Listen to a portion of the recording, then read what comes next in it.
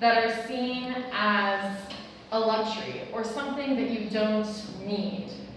But the irony in this tax is that menstrual hygiene products are actually medical. They're classified as medical tools and medical necessities in the United States.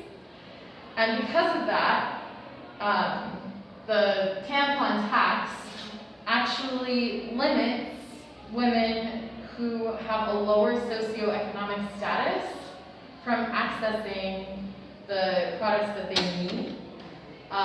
So in that way, this is a pretty frustrating law because I think the statistic is that throughout a woman's lifetime, the average is $2,000 in taxes that they would pay for menstrual hygiene products.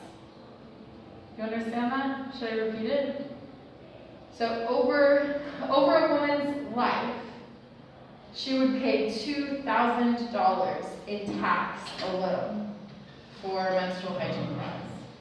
Which is crazy. And it's in over 30 states. And the products are also not eligible for government assistance. So people that have like a card for like buying groceries, if they're low income, can't use it on menstrual hygiene products. So that's one example. The next one is access to contraception. And this is a federal law. There's a big difference between federal laws and state laws in the United States. Federal laws are from the central government and they affect everyone. So it could either be a roof or a floor. So, for example, in this case, it's a floor. But let me think of an easy way to explain that. So they're either the highest level of regulation or the base. So let's say like you have a law about speeding and cars can only go so fast on freeways. Maybe the federal legislation says that the highest speed limit on a freeway is 80 miles per hour and you can't go faster than that.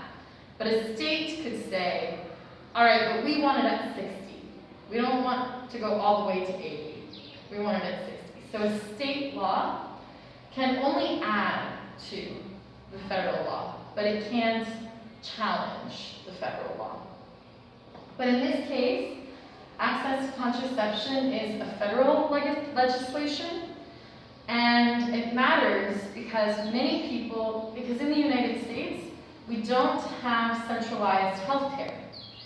We don't have universal health care, and many people access health care through their employer. And this law states that employers are not required to cover contraception in their health care package, which essentially means that your employer can tell you as an individual person, I don't support your right to choose what's best for your body, even if the contraception method is for a completely unrelated thing. Like some people take birth control pills for acne rather than for birth control. And that was based on a case called Zubik v. Burwell. That's like the court ruling that decided that law. And finally, really current issue in the United States is abortion because regulations have become more and more strict over the years.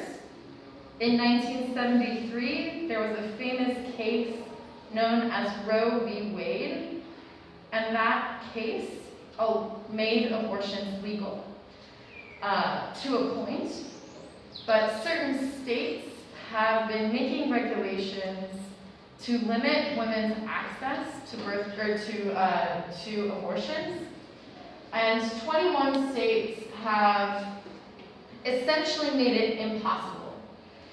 And they do this through various laws, including trap laws, which are laws that state that, that give like really severe restrictions on where you can open a clinic.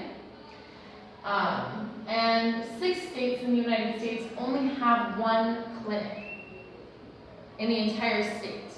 So imagine having to drive hundreds of miles to access that care.